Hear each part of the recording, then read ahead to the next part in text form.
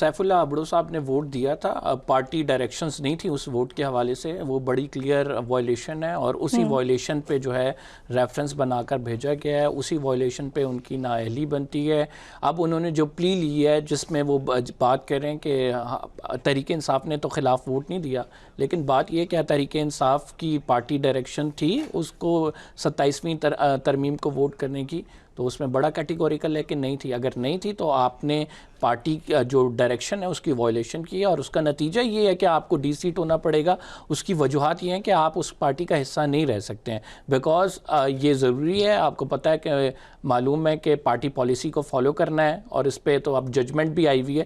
تو یہی سیف اللہ ابڑو صاحب کے ساتھ ہو رہا ہے، اور اس پر جو ہے وہ انہوں نے پھر آج الزامات لگائے ہیں علی ظفر صاحب پر۔ انہوں نے بات کی ہے کہ پی ٹی آئی کے کچھ لوگ ہیں جو ملے ہوئے ہیں، میسیجز کنوے کرتے ہیں، پی ٹی آئی کی قیادت کیوں نہیں نظر آتی، تو ان کی جانب سے یہ الزامات لگائے گئے ہیں۔ پی ٹی آئی اس کا جواب دے گی۔ بہرحال یہ جو سیف اللہ ابڑو صاحب کی جو وائلیشن ہے اس پہ ان کو ڈی سیٹ ہونا بنتا ہے، اور یہ قانوناً بالکل ٹھیک ہوگا اگر انہیں ڈی سیٹ ٹھیک ہے۔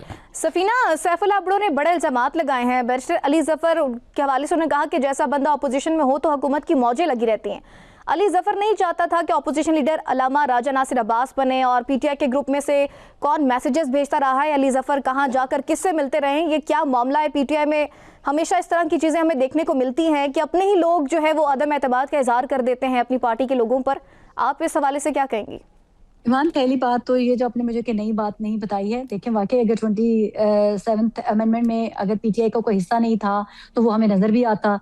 پہلی بات تو میں نے پی ٹی آئی کے اندر بہت سارے تحریک انصاف کے سو کالڈ لیڈران دیکھے ہیں جو پوری طرح سے ان ٹچ ہیں ہماری اسٹیبلشمنٹ کے ساتھ، لیکن باہر آ کے وہ سافٹ والا پروٹیسٹ بھی کرتے ہیں۔ یہ سب کچھ ہو رہا ہے، تحریک انصاف ساری کی ساری کمپرومائز ہے، یہ میں پہلے دن سے کہہ رہی ہوں، ایسے نہیں ہو سکتا۔ اور دوسری بات کہ جو آپ سیف صاحب کو کیسے ڈی سیٹ کر سکتے ہیں؟ بائی دا وے تحریک انصاف کا تو وجود نہیں ہے پارلیمنٹ کے اندر، if I am not wrong, ہے نا؟ تحریک انصاف نے تو حصہ ہی نہیں لیا الیکشنز میں، تو آپ ایک شخص کو ڈی سیٹ کیسے کر سکتے ہیں؟ میری یہ سمجھ سے باہر ہے کہ آپ ان کو ڈی سیٹ بھی کیسے کر سکتے ہیں جب وہ تحریک انصاف کے ہے ہی نہیں۔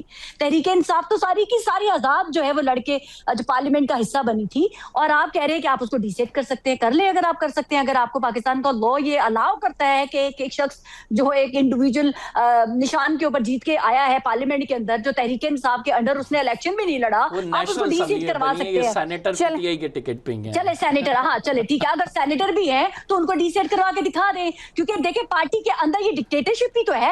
اگر ایک محب وطن پاکستانی اپنے پاکستان کے لیے ووٹ کرتا ہے، ان کو الاؤ نہیں ہے، تو اسی وقت کہہ دیتے نا کہ ہمارے سرٹن لوگوں نے نہیں دیے۔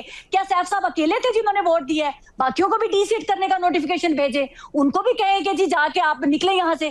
کیوں نہیں نکال رہے؟ کیونکہ سیف صاحب نے ان کی کرپشن ایکسپوز کی، ان کے جو لنکس ہیں وہ ایکسپوز کر دیے کہ کہاں کہاں ان کے تانے بانے بنتے ہیں۔ یہی تو بات ہے، یہ چاہتے ہیں چوری چھپے ہم سب کچھ کرتے رہے، بس عوام جو اپنا ووٹر اینڈ سپورٹر ہے اس سے تحریک انصاف ڈرتی ہے۔ میں تو اب یہ بھی کہتی ہوں کہ عمران خان اپنے بیانیے کے غلام بن چکے ہیں، وہ سوشل میڈیا سے اتنے زیادہ خوف زدہ ہیں کہ اب وہ چاہ کے بھی پیچھے پیچھے تو وہ ہے ڈیل کرنا چاہتے ہیں، لیکن وہ نہیں چاہتے کہ ان کے لوگوں کو پتا چلے کہ میں نے ڈیل کر لی ہے۔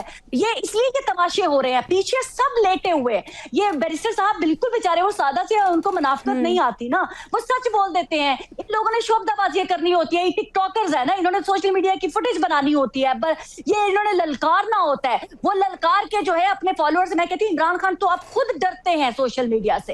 یہ وہ وقت ہے جب عمران خان خود اپنے ہی بیانی اور اپنے ہی سوشل میڈیا کے غلام بن چکے ہوئے ہیں۔ لیڈر جو ہوتا ہے نا وہ کبھی نہیں گھبراتا، نہ سوشل میڈیا سے، نہ اپنے ورکر سے، نہ کسی اور سے، وہ اپنے فیصلوں کی وجہ سے جانا اور پہچانا جاتا ہے۔ سفینہ، آپ نے سوشل میڈیا کے حوالے سے بات کی، ڈرتے ہیں، آپ نے سوشل میڈیا کے حوالے سے بات کی ہے، غالباً آپ نے یہ نشاندہی بھی کی ہے کہ جو عمران خان کا سوشل میڈیا ایکس اکاؤنٹ ہے وہ اسرائیل سے چل رہا ہے، یہ تو پی ٹی آئی کے رہنماؤں کو بھی نہیں پتا، آپ تک یہ انفارمیشن کہاں سے آئی ہے؟ اسی طرح سے جس طرح سے عمران خان کے ٹویٹر ہینڈل سے یہ ہوتا ہے کہ سعودی عرب میں ماشاءاللہ الحمدللہ اللہ تعالیٰ کی پاک سرزمین سے آپریٹ ہو رہا ہے، اسی طرح سے ہمیں بھی پتا چلا کہ یہ اسرائیل سے آپریٹ ہو رہا ہے، جس طرح سے انہوں نے کہہ دیا کہ الحمدللہ سعودی عربیہ سے ہو رہا ہے، بالکل اسی طرح سے۔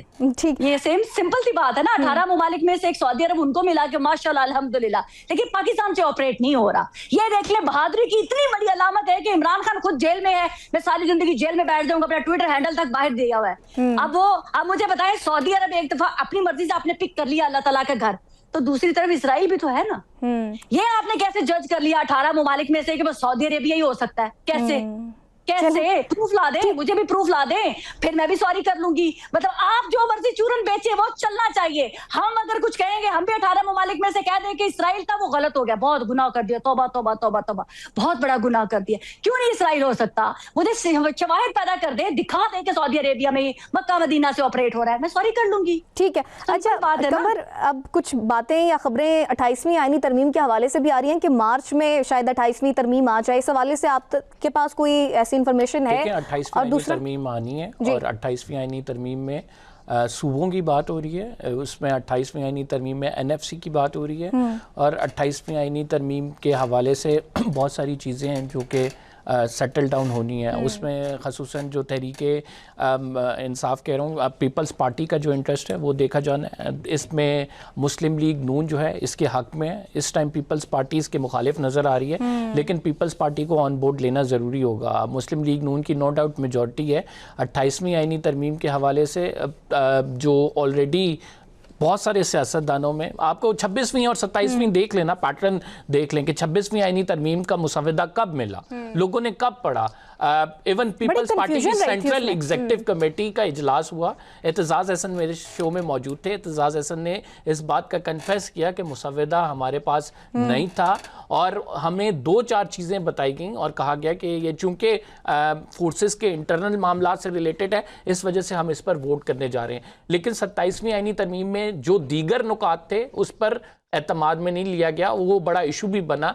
तो आप ये देख लें कि 28वीं आईनी तरमीम भी इसी तरह आएगी, चाहे पीपल्स पार्टी उसकी मुखालफत करे, लेकिन ये 28वीं आईनी तरमीम होनी है, इसी पार्लियामेंट से पास होनी है और आइंदा आने वाले कुछ दिनों में आपको ये पता लग सकता है कि 28वीं आईनी तरमीम पेश भी हो गई है और उसके लिए बहुत सारी जो चीज़ें हैं पहले से अलाइन की जा रही हैं। जैसे आप मुख्तलिफ सूबों की बात कर रहे हैं, एक कैंपेन हो रही है मुख्तलिफ सूबों के हवाले से कि पाकिस्तान में अगर दीगर सूबे बनने चाहिए तो उनसे क्या पाकिस्तान की रियासत को फ़ायदा होगा, नुकसानात होंगे, इस पर ऑलरेडी डिबेट चल रही है। तो बहुत सारी चीज़ें अंडर कंसिडरेशन है। ठीक है सफीना, जैसे कंबर ने कहा है कि 28वीं यानी तरमीम आने वाली है और उस पर NFC या सूबों के हवाले से बात की जाएगी, तो आप फ्यूचर में देखती हैं कि नून लीग और पीपल्स पार्टी में कोई दरारें पड़ सकती हैं?